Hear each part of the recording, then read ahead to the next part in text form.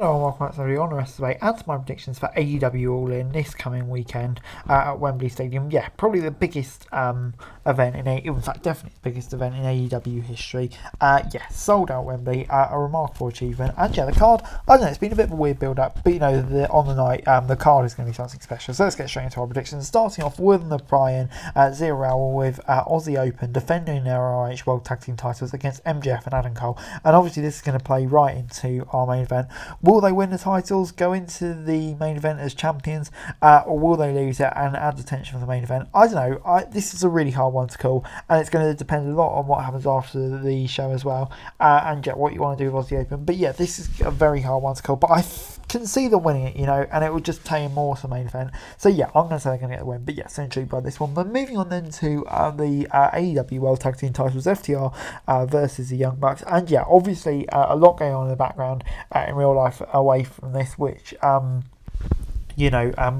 will play into the decision. Obviously, we don't know what's happening with FTR, what their status is, and yeah, I think the Young Bucks as well, getting their moment in front of 90,000 people, whatever.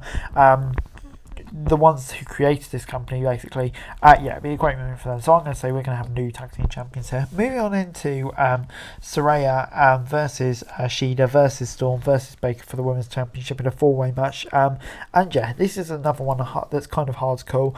Storm, obviously, a bit of a homecoming for her. She's previously been NXT UK champion. Shida had only been in the belt for a short time. Baker's so great, and Saraya, obviously, the ultimate hometown hero in the UK. So yeah, you kind of feel like it could go either way, but I feel like to get the most attention, Saraya obviously is quite a big star in the UK, and yeah, I'm going to say it will be Saraya who becomes the new women's champion. But moving on into Sting and Darby Allin taking on Swerve Strickland and AR Fox in a coffin match, and yeah, I kind of feel like this match is all set up for Sting to get a really big pop in this match at Wembley Stadium. Let's make it like he truly deserves. So yeah, I'm going to say it will definitely be Sting and Darby who get the win. I hope we're going to see some mad sport involved in Sting, but who knows what they're going to say about. But yeah, I definitely think this will be a win for the baby faces. Jack Perry faces Hook for the FTW Championship after he failed to retire on Collision. And yeah, I think this is a really intriguing match. Obviously, being at Wembley, Hook's been through a lot recently with heel Jack Perry. He's done, I think he's been going into that role.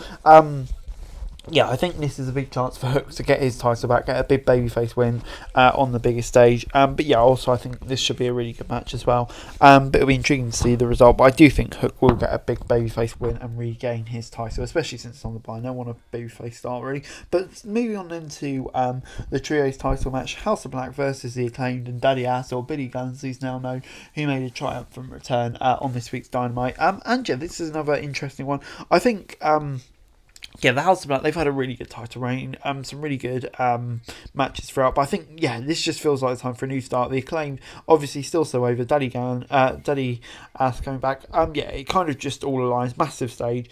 I think we're going to get a new trio champions, and moving on into the Stadium Stampede match, the Blackpool Combat Club, Santana and Ortiz versus Eddie Kingston, Penta, Orange Cassidy and the Best Friends. And yeah, I'm really excited for this one, I have to say. Yeah, massive fan of Stadium Stampede matches. And yeah, this could...